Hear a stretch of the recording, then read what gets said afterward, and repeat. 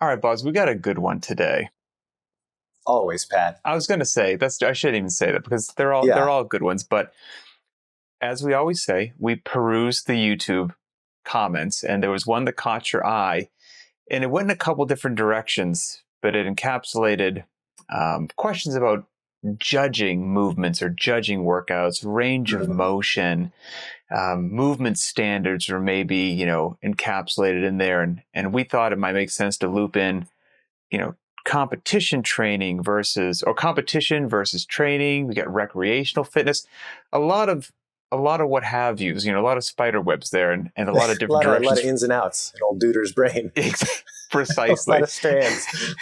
And you're not privy to the new stuff. And I was like, man, I couldn't have this conversation with somebody better. I mean, you are synonymous with judging. I mean, that is, judging and no rep, and all that stuff. So to talk about judging and range of motion and enforcing movement standards, the world is your oyster right there. So before we clicked on the camera, we kind of scratched down some bullet points of where we wanted to go. So let's start with, in your mind, range of motion, right? And full range of motion. That's something that CrossFitters, and rightfully so, are really, really passionate about, and potentially to a point that is, don't know what the right word is that I'm looking for, but they're quite enthusiastic about it. It couldn't be dogmatic. No. And if full range of motion is met, that's fantastic. And if full range of motion is not met, then don't know why you just did that. The movement has no value. And so when you're dead to me. And not only that, but you're a bad person. Right. And there's a difference between when we started talking about this, you said, there's just a ton of value in maintaining full range of motion that is potentially lost on some individuals. So when you said that tons of merit in maintaining full range of motion, what popped into your head? Well, a lot of different thoughts. Let's start at the beginning. So this particular YouTube comment, it's kind of coming back to me now. I think this individual was talking about an activity that they thought they would want to be involved with and could be fun to help get engaged with the local community, things like that, was to start judging at competitions. Which I think is great. That's a great way to spend your time. I think some of the danger of getting into that world without a really nuanced view of where you want to be elsewhere is when you bring back that skill set and try to square peg in a round hole that skill set into coaching. I think that's where we start to see some disconnect. So if we go back to the beginning, but if we go back to the beginning and we think about, okay, standardizing movement, why did it start to kind of find its way into the culture? If you go back and read some of the earliest CrossFit Journal articles, the first time that starts to come in, number one has to do with the articles on squatting and establishing the range of motion there. And second was with the GHD sit-ups, reaching back and touching the floor and then coming forward and touching the pegs was introduced so that you would have a full range of motion on the sit-up. Not because you were going to be doing it against other people, but because training full range of motion is so important to your development that it's worth having something that kind of objectively ensures that you get there. Mm-hmm. So I think that's what people forget sometimes. We have these kind of adopted standards that permeate the culture, and they become a shorthand for something much deeper that's almost forgotten about. And that forgotten about element is that training your joints through a full range of motion ensures that they remain healthy and strong throughout that range of motion. They maintain the flexibility to get there. And that sort of thing, especially as you get older in life, if you're not actively trying to maintain and preserve that, if not improve it, it's going to disappear on you. And so there's a huge benefit to making sure that you are consistent with those things that has nothing to do with a comparative metric to somebody else. And it's really critical that coaches don't lose sight of that and don't accept this shorthand that you see when people are competing as the only reason to pursue it. It's much more developmentally important than it is a comparative metric. So that's where we'll start. How's that for an entry point? I like that a lot. And what pops into my head about that is some personal experience and some observations that I've had over the years, which is, first of all, 100%, training for a long, healthy life, develop a full range of motion. Now, competition comes in, and this is where I think something less than ideal can get into your brain as to how you should train in the gym on a regular basis. So maybe for the range of motion on a squat or a thruster in a competition, they have to establish some sort of metric. So as long as the crease of the hip is below the knee, you're good to go at the bottom, period, end of story. Yep. And I remember watching a games athlete that crossed my path who shall remain nameless, wonderful person, and can't blame him for this. They just think the standards got in your head, right? You train to the standard. And I remember them watching them do some heavy front squats, and they were a relatively flexible individual. And I remember asking them, like, I think you've got a whole bunch more range of motion. Their back looks great. Everything looks fantastic. But you are literally stopping just about a parallel or an inch below parallel. Like, why aren't you going as low as you can to develop all of that? And they were like, well, I don't need to. I don't need to do that in competition. I'm not going to be judged on that. And, they're a far fitter athlete than I am. But I saw the long term of just training for long-term health and fitness as being a little bit different than that. And in my mind, also from a competition setting, I was like, well, why wouldn't you want to develop the full range of motion? Because what happens if maybe in competition, it's a 1 rep max full clean, squat clean, and that's the day that you got to go butt to the ground to catch that thing, but you haven't worked that last 2, 3, 4, 5 inches of depth because, quote unquote, it's not needed for a judging range of motion competition squat, that I kind of felt like that was missing the mark, and maybe just one of several areas where what you see and what will, quote unquote, be demanded of you in competition might be different than what's demanded of you in real life. And it can be an interesting thing just for coaches, judges, athletes, trainers to have your eyes open as to what are you truly trying to prepare your body for?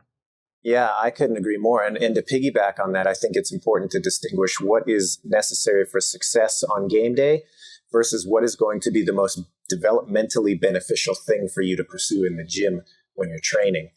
And, you and I were talking a little bit about another example. Your front squat example, I think, is a great illustration. One that I see all the time has to do with handstand push-ups. And you see people in the gym pursuing these handstand push-ups with their hands as wide as they possibly can be. They're trying to minimize the range of motion so that they still, quote unquote, meet the standard. They lock out their arms, they touch their head to the ground. But the amount of travel that the body actually goes through is minimized to the degree that, developmentally, it's not as strong a stimulus. So you might have an impressive number, and that, sure, it'll count in competition on game day. That's great if that's what your pursuit is. But if you're interested in long-term development and you never dabble with trying to make that movement harder and challenge the range that you currently have, you're missing a lot. And I think that's one of those things that the short-sighted athlete won't care about that, but the athlete that's in this for the long haul recognizes that will eventually create a hole in their game that not only is going to stymie them, in competition, but in their long-term fitness pursuits. It could also be one of those things that is a bit more nuanced and maybe causes people some problems, for lack of a better way to say it, if you're a bit binary with it. Because if we do have this athlete that has a tremendous range of motion, like can squat butt down to the ground, mechanics are beautiful, hey, why not do it? And let's say they're not even a competitive athlete, but they've maybe been influenced by that, right? And they're going to go out and they're going to do Karen, 150 wall balls for time. And they say, well, hey, what matters the most is not training my joints in a full range of motion, but getting the fastest Karen time possible. Well, if I shortchange, I can squat 6 inches deeper every time, but unnecessarily so. For me to hit the standard, I just have to get the hip crease below the top of the knee. That saves me 6 inches of ROM. Over 150 squats is a big deal. So I can get a faster Karen time by not working a full range of motion. And I think sadly you've taken what is a true and powerful concept in the CrossFit methodology that, you're doing the work fast, you're producing greater intensity leads to results. And so you're like, well, that's what I have to chase above and beyond all else. It's like, yes, but there should be an asterisk next to that. Like, while developing your body amongst a full range of motion. And maybe that full range of motion slows you down a little bit, slowed your carrying time down a little bit. I still think that would serve most people greater in the long run than taking that 17 seconds off their carrying, personally. Yeah, potentially. And I think you can use that example and kind of flip it the other way too, where, you certainly, you hit the nail on the head that time and intensity measured by the time it takes you to complete some of these things. It's a great tool, and one that you can use to kind of gauge where you are and monitor your progress objectively, which is great. That's a really useful thing. But if you're newer and maybe you can't squat all the way down yet, you're still working on that as a skill, or like you have an overhead squat, for example, it takes a long time for a lot of people to develop the proper positioning to execute that movement all the way down and all the way up correctly. You can use those increases of range of motion that you have over time as just another objective measurement of your progress. Now, where it gets tricky is if you have, a workout that you're doing with an overhead squat, for example, and you can't squat all the way down. So maybe you're a couple inches above parallel and you have a time for that. And then 6 months later, you're able to get all the way down and you have a time for the same event. Right. But it's not a direct one-to-one comparison because now your movement is essentially so different that those numbers in the absolute sense become less informative. But you can't discount that increase in skill and positioning and all those other things. It has to be kind of viewed fresh as, now I've got this thing dialed in. And that's probably... it's kind of another way to look at that. And that's probably taking a step back and not... we're coaching human beings. We're coaching individuals. Yeah. You need to meet them where they're at. You hear that a lot. And if somebody is where they're at right now, is try though they may, it's an above parallel squat. Yes, that's a no rep in the open or in a competition or whatnot, but it's not a no rep in their fitness journey, in their athletic development, in where they are on this random Tuesday afternoon, trying their hardest to do a squat, but they're just not there yet. They're moving their body. They're doing, functional movements. They're exerting themselves. They're getting a ton of value, even though what they're doing, quote unquote, wouldn't count and would be null and void in a competition. So again, it's good to develop that eye, that you have such a sharp eye for points of performance and movement standards and range of motion to identify when something is, meeting a standard or not meeting a standard. But it's not quite as simple as saying, well, that did not meet the standard, therefore that was wasted effort. I award you no points. May God have mercy on your soul. And, and that kind of, get out of here.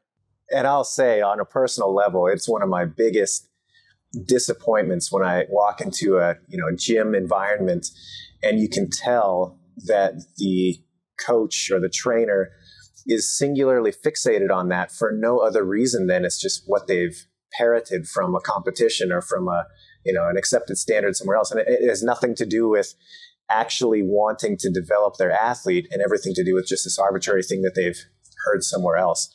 So my challenge to you, coaches and trainers out there, is in your gym, your athletes should understand why you're pushing them to a better range of motion standard that has nothing to do with, well, that's what counts. Mm-hmm. There should be some depth there. They should understand why getting to that bottom position is so beneficial to them. They should understand why getting the bar overhead truly in that correct position is of benefit to them. That should be the end state in their mind. That has nothing to do with, well, that's what counts, quote unquote. To me, again, I think for the coach, that's a lazy shorthand, if that makes sense. If I drop into a gym traveling around the country or world or whatnot, and I'm a part of a class, I want to have a trainer be interacting with me, a coach be interacting with me, not a judge be interacting with me. Yep. I don't want to be in the middle of my work and trying my hardest and hear somebody go, no rep, that doesn't count, no rep. I wouldn't mind hearing, hey, Pat, I'd love to see you deeper on this next one. Hey, pull that bar back. It's out. I don't know if you realize it's out in front. Pull that bar. I'd rather have that or even better. How about some cues on how to get you there? Sure. Yeah. Instead of just telling you that you're not. Get your knees open, sit back on your heels, push your butt, whatever it is. Let me ask you this, because I've never judged anyone in a competition. It's just never been a role. And actually, I'm very happy because it sounds very stressful. I don't want any part of that. But if in the judge's role, what is supposed to be done, for example, if you are watching an athlete and they're not hitting depth on a thruster, let's just say that. Yeah. Is it a standardized, is it just a no rep is all they hear? Or, you don't say something like, love to see you deeper on the next one or whatnot. Like what will the athlete hear from a judge in a competition setting if they're not going low enough on a movement? That's a great question. And this is actually something I think about a lot.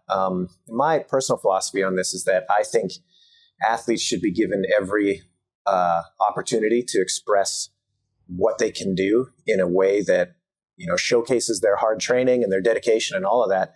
And so I personally believe in a little bit more communication between the judge and the athlete rather than just this like totally cold yes or no type approach. I like it personally when the judge sees an athlete starting to blur the line and lets them know, hey, you're close on that one.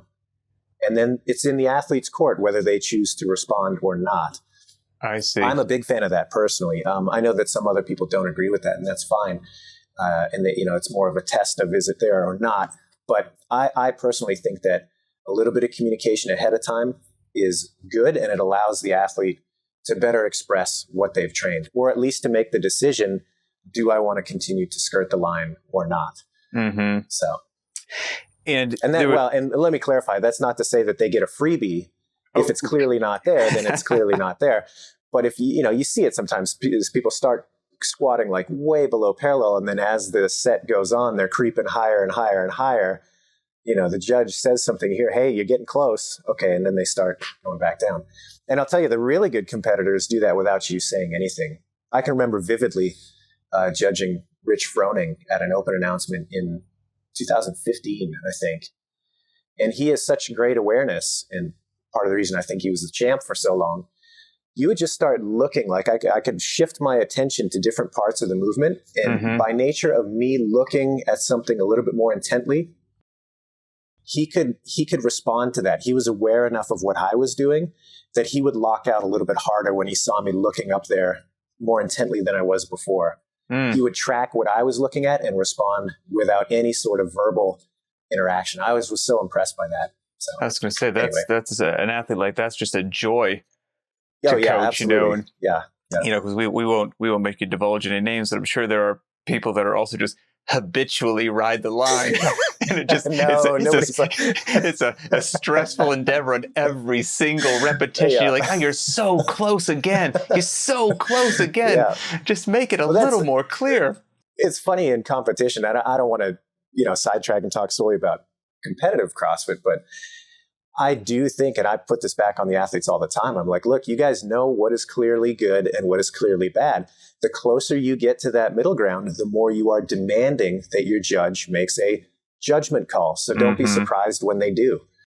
If you want to roll the dice on that and play that game, well then, expect when the game gets played. And again, that's the competition setting. Yeah. And just to circle back again, because one of the things when we were chatting before we clicked on the cameras and whatnot, was that there can be this air of a little bit of that almost harsh competition setting infiltrates a regular training session with this arbitrary machismo, no rep, it doesn't count. And I think we've touched on it a little bit, but you made a big point beforehand to letting people know you're still doing work, that work still counts. And maybe I'm very in tune to this as somebody who's not a good mover, right? So like I have for years been doing anything overhead out in front for years, which would very much warrant the phrase no rep if I was in a competition. However, those thousands and thousands of thrusters that I've done that are just out in front have produced a wonderful level of fitness that might not be appreciated in competition, but for just I'm still doing a large degree of the work, try though I may, and falling short of what might be a competition standard. There's still a ton of value and effort and real life benefit that occurs there, and it can be really important not to lose sight of that if you are not in a competition setting, but you're fired up, it's game season, now you walked in to coach the 5 p.m. class, realize, again, meeting people where they are, that work still counts. You know, if there's a 100-meter dash and I sprint 99 meters and stop, I get a 0 for the competition. But with regards to the development of my posterior chain, I still sprinted my tail off for 99 meters. There's something there. So again, just kind of separate that in your head, training versus competition, and don't read into what I just said right there of, well, then I should just accept the fact that Pat only ran 99 meters. I'm not saying that, you know, and that might be a bit more of a nuanced topic as well. Yeah, no, I think that's exactly right. The two things in there that stood out to me in that statement is, as we talk about all the time, you have to know who you're addressing. So when you're in the gym, there may be 1 or 2 athletes in your class or in your gym or whatever who, you know what, they do need that harsh rep, no rep kind of thing. They're a more advanced athlete. They are interested in competition. That might be the best coaching cue for them in that moment. But make no mistake, those people are absolutely the outliers. The vast majority of the people in the gym, that sort of approach does not help them develop and does not give them enough information on what the next step is. And then to your point about, you know, the work is still there, the work's still accomplished. You're exactly right. There's still going to be a physiological response. It doesn't just go away. There's no magic in that 100th meter versus the 99th in your example. And yes, it is not an acceptance of where people are. You know, if you have somebody who can't squat to parallel, it's not saying, oh, well, it's never going to happen for you. But it's a realization that in the moment, pointing that out to them with no other path forward is not helpful. And so your job is to clear that path forward and allow them to develop, not simply to point out something that's not there. And then something you'd mentioned previously when we were chatting is, this is for the coach, right? It's not so much the judge, the coach, to take a step back. And if maybe they're doing whatever the workout happens to be, and there are some repetitions in there that are not to a full range of motion, and you know that the person can meet a full range of motion, well, there's a difference between 30 reps in grace and 2 or 3 of them fell short, you know, so that's 10% or less, versus a huge repeating pattern of somebody continually on every workout, not meeting the standard. You know, everybody misses a couple reps every now and then. That doesn't mean this person has a distinguished history of not meeting a range of motion standard. So I think it's also important to look, no 2 cases are particularly the same. And that's your role as the coach, to be intimately familiar with your athletes, engaged in them, and know, kind of like what you said, what's the right course of action. So-and-so needs a bit of a kick in the butt. So-and-so needs me to put the kid gloves on. This person, reacts almost better as if we are in a competition setting. This person, is a verbal, a tactile cue, whatever it happens to be. But then again, that's the role of the coach versus the judge. And when I hop into an affiliate, I want to be met with a coach. I want to be met with a trainer. I don't really want to be met with a judge. Yeah. And I'll go one step further and say that those that are competing and their coach becomes the judge in that context, they're also stymieing the development of that athlete. So I think regardless of where you lie on that competition spectrum, interested, not interested, into it, all of that, you've got to think about the long-term progression and not just simply what happened on that one rep.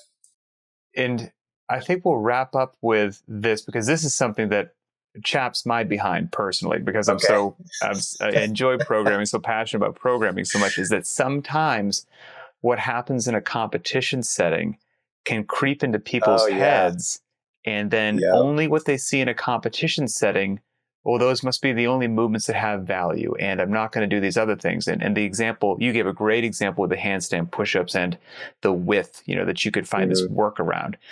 Something which I see all the time is, we've got various ways to work the midline, right? I mean, to including things that might not be obvious, like an air squat or an overhead squat. But if we're talking classic, gut work, sit-ups and GHD sit-ups and V-ups and toes to bar, knees to elbows and all this stuff. And if you're going to make your way through all of those over the course of programming various workouts, that you have some variance in there, every now and then, if it's time for a knees to elbows to make its appearance, I'll program a knees to elbows. And that doesn't happen all the time because I've chirped about this before, but it does still occur.